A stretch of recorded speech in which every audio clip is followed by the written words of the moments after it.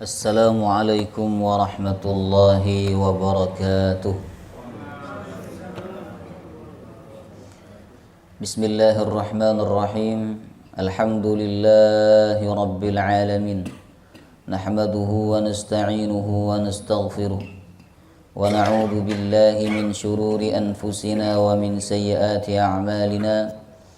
May yahdihillahu fala mudilla lahu ومن يضلل فلا هادي له أشهد أن لا إله إلا الله وحده لا شريك له وأشهد أن محمدا عبده ورسوله لا نبي ولا رسول بعده اللهم صل وسلم على نبينا محمد وعلى آله وصحبه أجمعين اللهم إنا نسألك علما نافعا ورزقا طيبا وعملا متقبلا آمين يا رب العالمين. Alhamdulillah, dengan pertolongan Allah malam hari ini kita bisa bertemu kembali di dalam majelis ilmu. Semoga pertemuan kita diberkahi oleh Allah, amin ya rabbal alamin. Baik Bapak Ibu jamaah rahimakumullah, kita lanjutkan tafsir surah Ali Imran. Sekarang 160, kita baca sampai 163.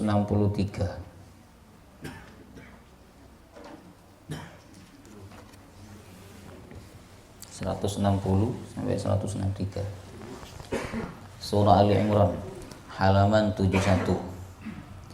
A'udzu billahi minasy syaithanir rajim.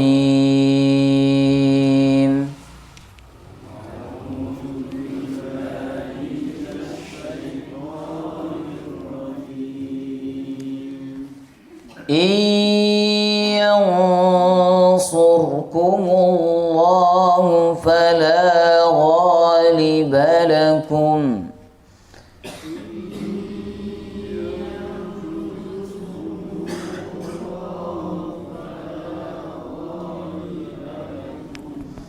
wa in yakhdhulkum faman dhalladhi yansurukum min ba'dihi wa in yakhdhulkum faman dhalladhi yansurukum min ba'dihi wa 'alallahi falyatawakkalul mu'minun.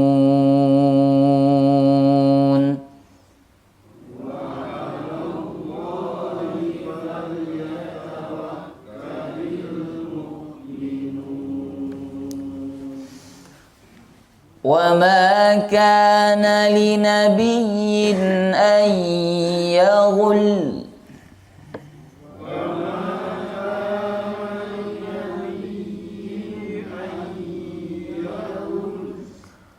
wa man yaghlul ya'ti bima ghalla yawmal qiyamah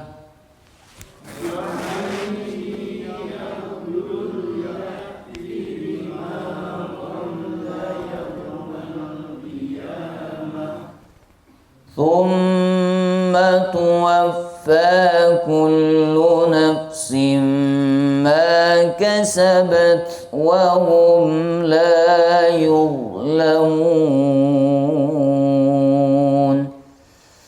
Thumma tuwaffa kullu nafsin ma kasabat wa hum la yuzlamun. أفمن اتبع رضوان الله كمن باء بسخط من الله ومأواه جهنم أفمن اتبع رضوان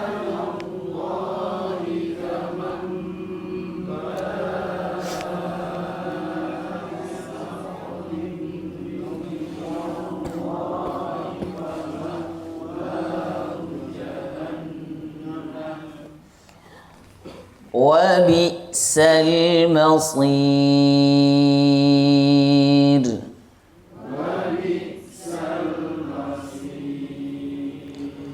هم درجات عند الله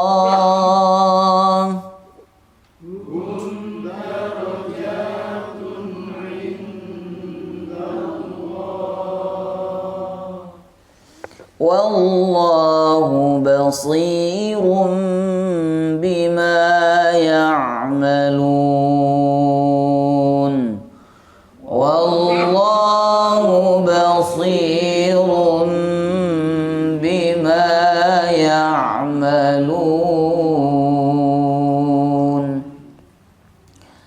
Baik Bapak Ibu, ayat-ayat ini masih berkaitan dengan perang Uhud sebagaimana ayat sebelumnya. Di ayat 159 Allah mengajarkan kepada Nabi Muhammad adab-adab kepemimpinan. Ketika kaum muslimin mengalami kekalahan dalam perang Uhud karena kesalahan beberapa orang yaitu 40 orang pasukan pemanah yang turun dari bukit.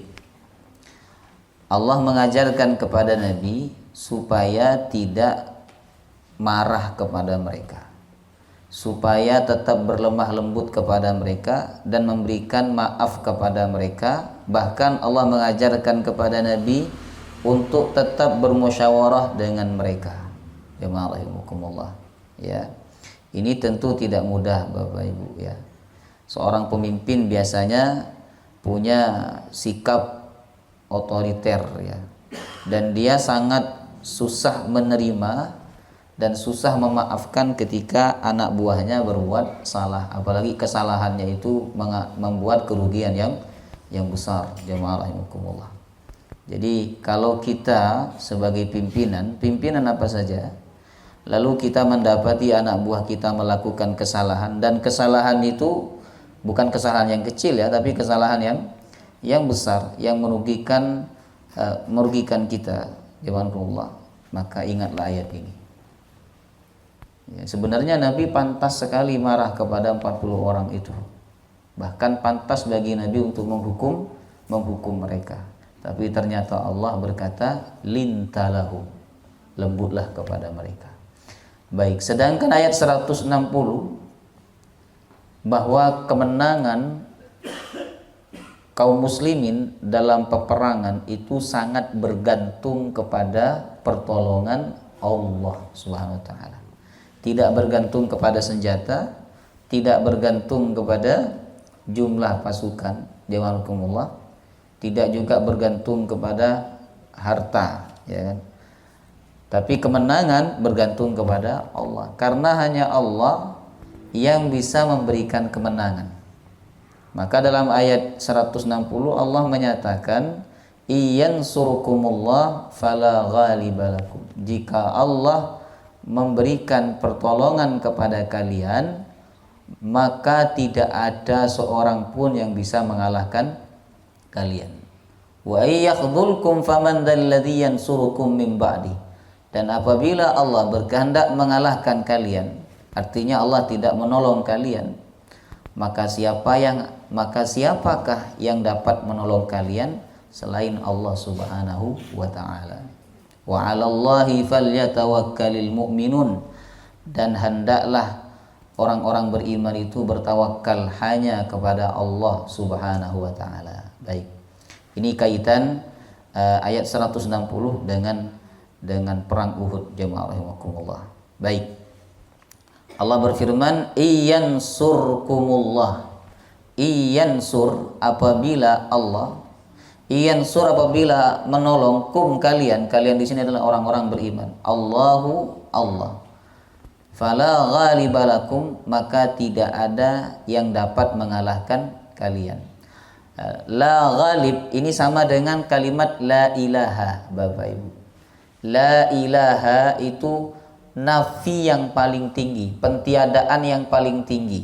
La ilaha, tidak ada Tuhan. Kemudian diisbatkan illallah, kecuali Allah. Nah, kemudian dalam ayat ini Allah juga menggunakan nafi setelah itu diiringi dengan kata yang umum sekali. La ghalib.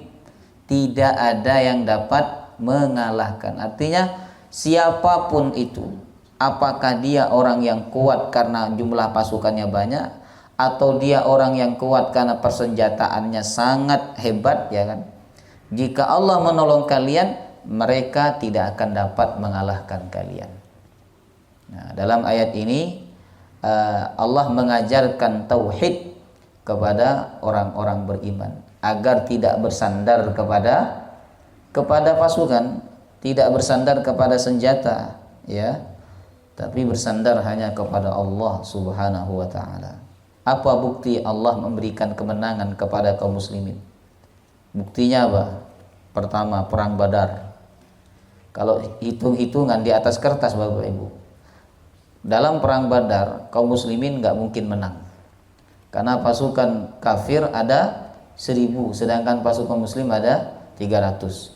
Yang kedua, ya, orang kafir berangkat memang niatnya perang, sedangkan orang muslim berangkat niat awalnya bukan perang, tapi untuk mencegat pasukan dagang. Lalu di tengah perjalanan Allah takdirkan mereka berperang. Jemaahullah. Yang ketiga, secara pengalaman orang kafir Mekah jauh lebih berpengalaman dalam perang, Bapak Ibu, dibandingkan orang-orang muslim. Apalagi perang Badar itu perang perdana bagi orang muslim. Jemaah rahimakumullah. Tapi buktinya orang muslim menang. Dari mana kemenangan itu datang?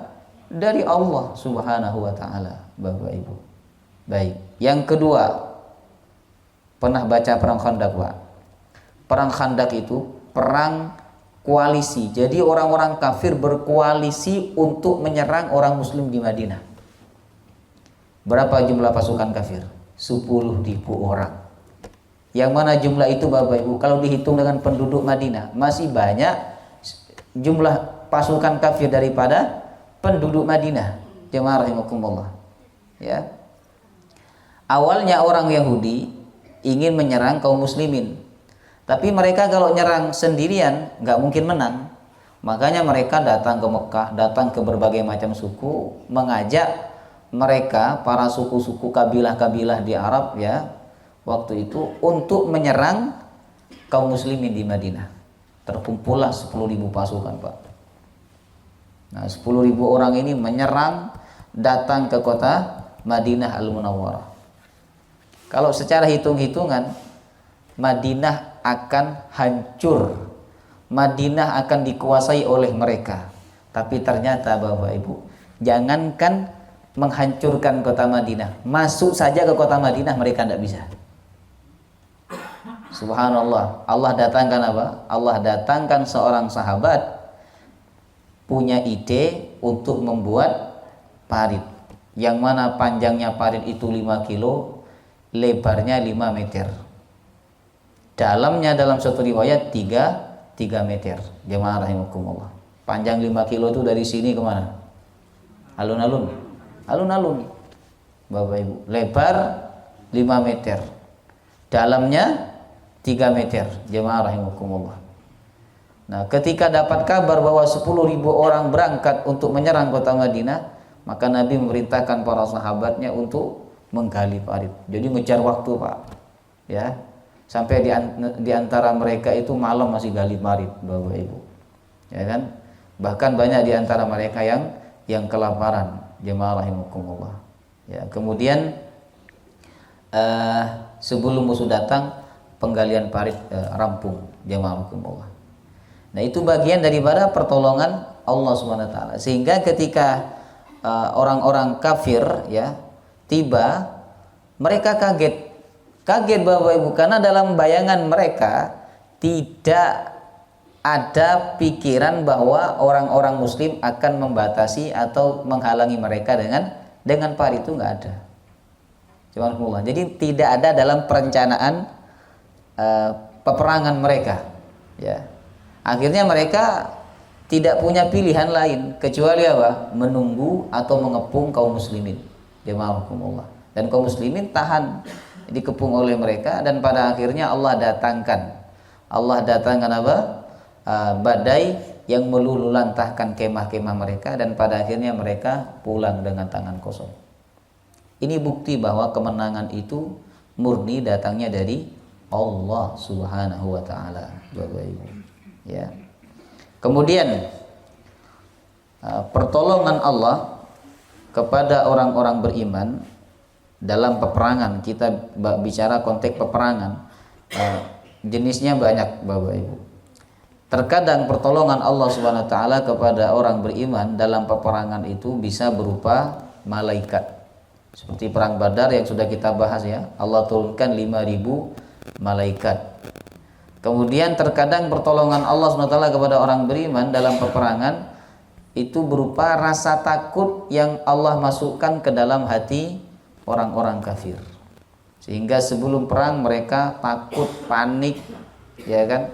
Akhirnya ide mereka runtuh semua. Jemaah rahimakumullah. Terkadang Allah Subhanahu wa taala mendatangkan angin atau badai seperti dalam perang Khandaq. Terkadang Allah datangkan ide-ide cemerlang melalui para sahabat seperti penggalian parit dalam perang Khandaq. Jemaah rahimakumullah. Ya. Ini bentuk-bentuk pertolongan Allah kepada kaum muslimin. Baik.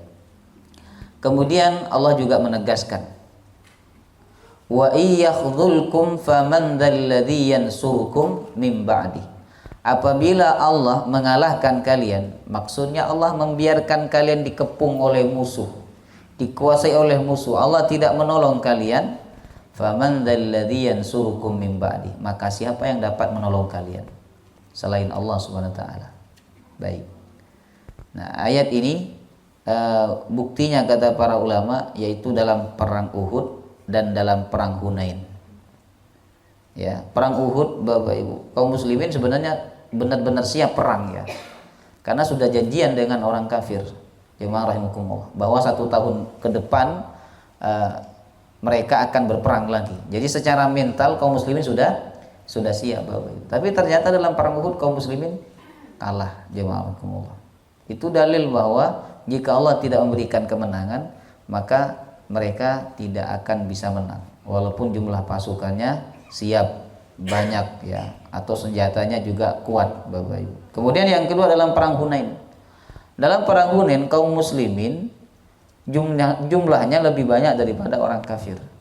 Tapi awal-awal peperangan kaum muslimin mengalami kekalahan walaupun pada akhirnya berbalik, Bapak Ibu, menjadi menang. Tapi awal-awal kalah, jemaah. Ketika kaum muslimin merasa bahwa mereka akan menang, mereka akan kuat, mereka akan hebat sebab jumlah pasukannya banyak. Ya Allah singgung dalam surat Taubah, pasukan yang banyak membuat kalian merasa congkak, kata Allah. Maka Allah buat mereka kalah di awal-awal, Bapak Ibu. Baik ya. Jadi jika Allah mengalahkan, maka tidak ada seorang yang bisa memenangkan, jemaah rahimakumullah. Ini berlaku kepada semua perkara. Ya, semua perkara, Bapak Ibu. Nah, ayat ini kata para ulama mengajarkan orang beriman untuk memegang teguh konsep takdir. Ya, memegang teguh konsep takdir. Ketika kita sukses, kita tidak sombong. Kenapa? Karena di situ tidak semata-mata usaha kita, tapi ada peran apa? Takdir Allah Subhanahu wa taala. Tapi ketika kita kalah, ketika kita gagal, jemaah rahimakumullah, kita juga tidak frustasi, kita nggak akan stres, Bapak Ibu. Kenapa? Di situ juga ada peran takdir Allah Subhanahu wa taala. Jemaah rahimakumullah. Baik. Orang yang memegang konsep takdir itu hidupnya akan lebih tenang dan lebih bisa menerima kenyataan. Nah, Allah sebutkan ayat ini supaya para sahabat menerima kenyataan atas kekalahan mereka dalam perang Uhud. Jemaah rahimakumullah. Kemudian karena Allah yang berkuasa memberikan kemenangan, maka hendaknya orang beriman itu bergantung hanya kepada Allah. Maka di ujung ayat Allah mengatakan wa 'alallahi falyatawakkalul mu'minun. Dan hanya kepada Allah hendaklah orang-orang beriman itu bertawakal. Biasanya Bapak Ibu, objek itu di depan atau di belakang? Objek di belakang kan? ya. Jadi terjemahannya biasanya hendaklah orang beriman tawakal kepada Allah. Tapi dalam ayat ini Allahnya dulu baru tawakal. Wa 'alallah, dan kepada Allah. Falyatawakkalul mu'minun, hendaklah orang-orang beriman bertawakal. Kata para ulama, sesuatu yang harusnya di belakang tapi ditempatkan di depan menunjukkan makna takhsis. Takhsis itu pengkhususan, bahwa tawakal, kebergantungan itu hanya kepada Allah. Tidak boleh bergantung sedikit pun kepada selain Allah. Jadi orang beriman tidak boleh bergantung kepada senjata, tidak boleh bergantung kepada banyaknya pasukan, tidak boleh bergantung kepada harta, kepada kepemimpinan, kepada tempat, tapi bergantung hanya kepada Allah Subhanahu wa taala. Baik. Karena hanya Allah yang bisa memberikan kemenangan. Kemudian kita bahas dulu ya ayatnya, setelah saya bahas nanti di ujung saya sampaikan pelajaran. Wa ma kana linabiyyin ayyaghul, ayat 161. Wa ma kana linabiyyin, tidak ada bagi nabi. Maksudnya nabi itu tidak mungkin melakukan apa itu? Ayyaghul, berbuat curang. Nah, ayat ini masih berkaitan dengan perang Uhud. Menurut Imam Fakhruddin Ar-Razi, Bapak Ibu, salah satu penafsiran daripada ayat ini, pasukan pemanah yang ada di Bukit Uhud ya, 40 orang turun karena mereka melihat Nabi dan kaum muslimin sudah mengumpulkan harta rampasan perang. Lah mereka ini punya prasangka yang buruk, kata Imam Fakhruddin Ar-Razi. Ya, prasangka yang buruknya apa? Takut tidak dapat bagian. Nah, orang seperti itu ada sampai sekarang, Pak. Ya kan? Takut nggak dapat bagian, akhirnya tanggung jawabnya ditinggalkan. Jemaah rahimakumullah. Ya kan? Nah, mereka punya prasangka buruk bahwa Nabi tidak akan memberikan kepada mereka atau tidak menyisihkan untuk mereka. Makanya mereka turun langsung mengumpulkan harta rampasan perang. Jemaah rahimakumullah. Padahal aturannya Bapak Ibu, harta rampasan perang itu nggak langsung dibagi, tapi dikumpulkan dulu jadi satu. Setelah itu baru dibagi oleh Nabi Sallallahu Alaihi Wasallam. Maka prasangka buruk mereka, kata Imam Fakhruddin Ar-Razi, dibantah oleh Allah dengan ayat ini. Wa ma kana linabiyyin ayyaghul, seorang nabi itu nggak mungkin berbuat curang, nggak mungkin berbuat curang, kata Allah. Yaghul dari kata ghillun. Ghillun ini misalnya panjenengan ya sebagai ketua panitia penggalangan dana. Kemudian setelah ngumpul ada sebagian dana yang disembunyikan oleh panjenengan. Nah, lebihnya baru dikasih kepada masyarakat yang membutuhkan. Nah, yang disembunyikan itu namanya ghil. Jemaah rahimakumullah. Hati yang dengki, yang tidak suka orang mendapatkan nikmat, mendapatkan kesuksesan, tidak senang dia. Jadi hatinya itu merasa berat, tapi dia tidak tampakkan dalam bentuk kata-kata, tidak dia tampakkan dalam bentuk tindakan. Itu namanya apa? Ghil. Sebagaimana doa yang diajarkan oleh Allah, wala taj'al fi qulubina ghillan. Jadi ghillan itu makna aslinya menyembunyikan. Jemaah rahimakumullah. Disembunyikan, nanti lebihnya sisanya baru dibagikan. Kata Allah, seorang nabi tidak mungkin berbuat curang seperti itu. Dan Allah menggunakan kata wa ma kana, tidak ada, Pak. Jadi sedikit pun seorang nabi itu tidak ada sifat ayyaghul, berbuat curang, sedikit pun tidak ada, walaupun hanya 100 rupiah tidak ada. Jemaah rahimakumullah. Kemudian Allah Subhanahu wa taala mengancam orang-orang yang berbuat curang. Wa may yaghlul ya'ti bima ghalla yaumal qiyamah. Siapa yang curang, siapa saja, kata Allah, meskipun dia seorang nabi, misalnya seorang ustadz, seorang kiai, siapapun dia, kalau curang, ya'ti bima ghalla yaumal qiyamah, pada hari kiamat dia akan datang membawa apa yang dia curang ketika di dunia, memikul kecurangannya. Makanya pada hari kiamat Bapak Ibu ada orang yang mikul apa? Aspal. Karena curang dalam anggaran aspal. Ono sing mikul weci. Bayar satu ngambil dua. Curang Bapak Ibu. Tapi jangan bayangkan wecinya kecil seperti yang kita makan itu ya. Wecinya akan dirubah jadi besar oleh Allah Subhanahu wa taala. Ya, wecinya akan dirubah jadi besar. Bahkan dalam hadis dikatakan, man akhadha minal ardi shibra, man akhadha shibran minal ardi zulman fa innahu yutawiquhu yaumal qiyamati min sab'i aradina yaumal qiyamah. Siapa yang mengambil tanahnya orang lain satu jengkal, maka Allah akan pikulkan kepadanya pada hari kiamat menjadi 7 lapis bumi. Satu jengkal, Pak. Ngambil satu jengkal, makanya hati-hati kita, Pak. Bukan hanya tanahnya orang pribadi, tapi tanah umum. Jemaah rahimakumullah, jalan umum diambil, pasung dan sebagainya diambil untuk kepentingan pribadi, Bapak Ibu. Ini tidak boleh. Hati-hati. Satu jengkal saja kita ambil, maka pada hari kiamat akan dipikulkan menjadi 7 lapis bumi. Jemaah rahimakumullah. Jadi macam-macam orang pada hari kiamat. Ada yang mikul tanah, ada yang mikul emas. Bayangkan kalau emas 74 kilo. Pada hari kiamat jadi berapa itu Bapak Ibu? Ya kan? Ada yang mikul uang, jemaah rahimakumullah. Ya kan, dia korupsi. Misalnya 100.000 dia korupsi. Ya kan? Pada hari kiamat akan dirubah oleh Allah jadi banyak uangnya dan dipikulkan kepada dia. Sehingga semua orang tahu dia adalah orang yang curang. Di dunia nggak ada orang tahu kalau dia curang, Bapak Ibu. Karena dia curangnya sedikit.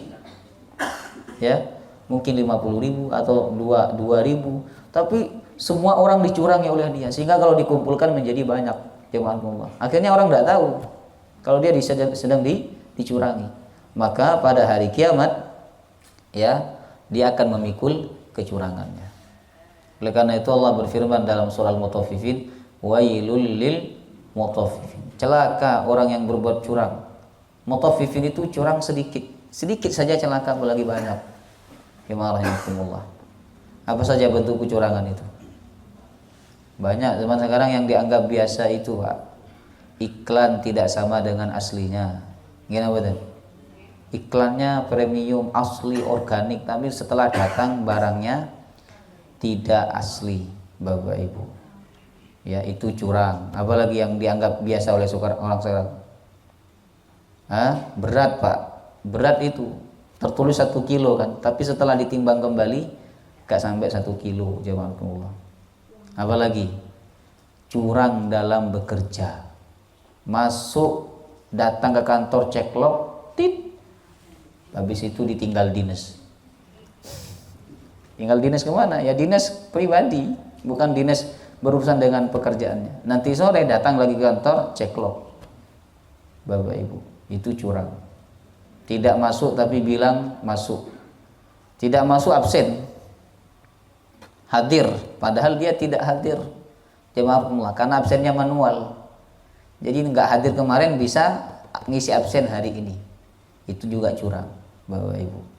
Coba bayangkan, kita ini tanpa kita sadari ya, kita banyak seringkali kita berbuat curang, jemaah rahimakumullah. Ya kan? Baik. Apalagi yang dianggap biasa itu menutupi aib atau cacat pada barang. Ini untuk orang yang berdagang, jual beli mobil, jual beli motor, ya kan? Ditutup-tutupi, kilometernya dirubah dari 300.000 jadi 100.000 misalnya. Itu curang. Jemaah rahimakumullah. Ya, saya pernah ketemu dengan teman saya, dulunya jual beli mobil. Saya tanya, sekarang masih jual beli mobil? Enggak, katanya. Kenapa? Banyak bohongnya. Jadi berhenti karena banyak bohongnya, Bapak Ibu. Nah, jadi hati-hati ya, jemaah rahimakumullah.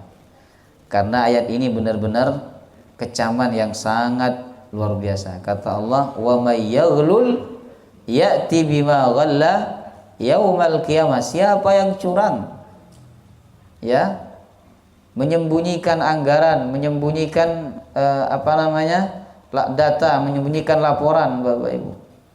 Termasuk yang dianggap biasa oleh orang sekarang, Pak. Tidak transparansi. Ya kan? Itu juga curang. Ada biaya tersembunyi. Jangan pernah nggak masuk rumah makan. Setelah itu masuk kasir terus ada biaya charge. Ya kan? Service charge. Pernah ya? Nah, ada biaya servis, padahal di awal kita nggak dikasih tahu kan bahwa ada biaya servis. Jemaah rahimakumullah, ya itu juga termasuk kecurangan. Apalagi biayanya itu nggak jelas kan berapa, tahu-tahu muncul 20.000 biaya servis. Kalau kita lama sekali di rumah makan itu mungkin masih leye-leye, bahkan tidur di situ misalnya. Nah itu nanti biaya servisnya lebih mahal lagi, Pak. Nah ini kecurangan karena tidak diberitahu dari awal. Jemaah rahimakumullah, biaya tersembunyi, Bapak Ibu. Ya. Baik. Maka Allah mengatakan siapa yang curang, dia akan datang membawa kecurangannya pada hari kiamat, sehingga semua orang tahu dia adalah orang yang curang. Presiden yang curang, dia akan memikul kecurangannya pada hari kiamat. Ya, presiden yang curang, menteri yang curang, gubernur yang curang, bupati yang curang, wali kota, semua, bahkan RT. Oh, lu kena ya RT. Curang, dia akan memikul kecurangannya pada hari kiamat. Ini beratnya jadi RT, jadi pemimpin, Pak. Ya waalaikumsalam. Ya kan? Baik, kita lanjutkan. Tsumma tuwaffa kullu nafsim ma kasabat wa hum la yuzlamun. Kemudian setiap jiwa akan disempurnakan balasannya ma kasabat, apa yang pernah dia lakukan, wa hum la yuzlamun, dan mereka tidak akan dizalimi. Ya kan? Mungkin di dunia dia tidak mendapatkan hisab dari manusia, dia tidak dapat protes dari manusia, dia lolos dari pengawasan manusia, tapi pada hari kiamat dia tidak akan lolos dari pengawasan Allah. Allah sudah mencatat faman ya'mal mithqala dzarratin khairan yarah, yang kecil dicatat oleh Allah dan akan diperlihatkan balasannya, Bapak Ibu. Ya, makanya kita harus banyak-banyak bertaubat kepada Allah SWT. Kalau kita pernah kerja, Pak, kemudian kita tidak bertanggung jawab atas pekerjaan kita, ya harusnya kita tidak masuk, dihitung tidak masuk, tapi ternyata kita menganggapnya sebagai masuk. Kemudian waktu kerja kita tidak bertanggung jawab, malah kita pergi keluar, kemudian belanja dan sebagainya, itu kecurangan. Bertaubatlah kepada Allah SWT dan banyak bersedekah, banyak bersedekah, karena salah satu cara membersihkan harta yang syubhat itu dengan sedekah. Bukan berarti harta haram bisa dibersihkan dengan sedekah, tidak, Bapak Ibu. Tapi ketika kita merasa banyak kejanggalan-kejanggalan, banyak hal-hal yang sepertinya kita tidak bertanggung jawab, jemaah, tapi dianggap biasa oleh orang-orang di sekitar kita, maka bersihkanlah dengan sedekah, jemaah rahimakumullah. Kemudian ayat ini kata para ulama menjadi dalil yang tegas bahwa Nabi itu nggak mungkin berbuat curang, baik dalam urusan agama atau dalam urusan dunia. Nabi nggak mungkin curang ayat Quran. Ya, buktinya apa kalau Nabi itu tidak curang, Bapak Ibu? Dalam Al-Quran ada tidak ayat yang menegur Nabi Muhammad? Ada, surat Abasa. Nabi ketika berpaling dari orang yang buta ditegur oleh Allah dan dicantumkan dalam mushaf Al-Quran. Ini menandakan bahwa Nabi itu nggak curang. Orang itu kan kalau curang, Pak, jemaah, yang menjatuhkan dirinya, ya tidak dia cantumkan, Bapak Ibu. Ya, tapi Nabi SAW menunjukkan bahwa beliau adalah bukan orang yang curang dalam urusan agama dan juga bukan orang yang curang dalam urusan dunia. Baik. Ayat 162. Afamanittaba'a ridwanallah, apakah orang yang mengikuti ridwanallah, ridha Allah, itu sama seperti kamam ba'a bi sakhatim minallah, seperti orang yang kembali, maksudnya mati, membawa murka dari Allah SWT. Wa ma'wahu jahannam, dan tempat dia neraka jahannam. Wa bi'sal masir, itulah sejelek-jeleknya tempat kembali. Maksudnya, orang yang hidupnya mencari ridha Allah itu tidak sama sikapnya dan nasibnya kelak di akhirat dengan orang yang pulang membawa murka Allah. Apa kaitan dengan ayat sebelumnya? Orang itu kalau nyari ridha Allah dalam peperangan tidak mungkin curang. Tidak mungkin curang. Ya. Beda dengan orang yang tujuan utamanya Pak cuman cari keuntungan saja, keuntungan dunia. Biasanya orang kayak gini ini rentan berbuat curang. Karena dalam pikiran dia yang penting apa? Untung banyak. Jemaah rahimakumullah. Ya. Nah, orang kayak gini nih biasanya rentan curang. Tapi orang yang tujuan utamanya ridha Allah, untung sedikit tidak apa-apa, yang penting Allah ridha, jemaah rahimakumullah, dia nggak akan berbuat curang. Baik. Makanya Allah mengatakan orang yang mencari ridha Allah itu tidak sama dengan orang yang pulang membawa murka dari Allah. Walaupun untung banyak, pulang bawa untung banyak, tapi dia sebenarnya pulang membawa murka Allah, karena untung banyak yang dia dapatkan itu hasil dari dia berbuat curang. Wa ma'wahu jahannam, dan tempat dia orang-orang yang mendapatkan murka Allah adalah neraka jahannam. Wa bi'sal masir, dan itulah sejelek-jeleknya tempat kembali. Hum darajatun 'indallah, mereka yang mendapatkan ridha Allah sehingga masuk surga, dan mereka yang membawa murka Allah sehingga masuk neraka, di sisi Allah mereka bertingkat-tingkat. Ini dalil bahwa surga itu bertingkat-tingkat, neraka juga bertingkat-tingkat. Karena dosa orang berbeda-beda, begitu juga kebaikan orang berbeda-beda, Bapak Ibu. Ya. Wallahu basirum bima ya'malun, dan Allah Maha melihat bima ya'malun, apa saja yang mereka lakukan. Baik.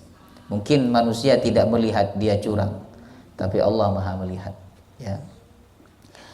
Baik, dari ayat-ayat ini ada beberapa pelajaran. Yang pertama, pelajarannya, seorang muslim wajib menggantungkan hatinya kepada Allah dalam mencari pertolongan. Ya, seorang muslim wajib menggantungkan hatinya kepada Allah dalam mencari pertolongan, karena hanya Allah yang bisa menolong, Bapak Ibu. Ya. Jadi kalau kita cari pertolongan, gantungkan hati kita kepada Allah Subhanahu wa taala. Jangan menggantungkan kepada harta, kepada manusia, atau kepada benda. Yang kedua, jemaah rahimakumullah, seorang muslim tetap wajib melakukan apa? Sebab-sebab datangnya pertolongan Allah, dan menjaga dan menjauhi sebab-sebab tidak turunnya pertolongan Allah. Jadi jangan hanya bergantung saja, tapi seorang muslim wajib apa? Melakukan sebab-sebab datangnya pertolongan Allah. Dalam Al-Quran, Bapak Ibu, datangnya pertolongan Allah, sebab-sebab datangnya pertolongan Allah itu ada 5 dalam Al-Quran. Yang pertama, ikhlas, ada di surat An-Nur ayat 55. Ya, ikhlas, Pak, sebab utama datangnya pertolongan Allah. Kemudian yang kedua, mendirikan sholat. Yang ketiga, membayar zakat. Yang keempat, amar ma'ruf. Yang kelima, nahi mungkar. Ada 4 perkara ini ada di surat Al-Hajj ayat 40 sampai 41. Ya, apa tadi? Ikhlas, mendirikan sholat, bayar zakat, amar ma'ruf, nahi mungkar. Baik. Nah, ini sebab-sebab datangnya pertolongan Allah. Dan seorang muslim harus menjauhi sebab-sebab pertolongan Allah tidak datang. Apa itu? Ya, tidak ikhlas, sombong, riya, jamaah rahimakumullah. Kemudian tidak melakukan amar ma'ruf nahi mungkar, tidak mendirikan sholat, tidak bayar zakat, ya.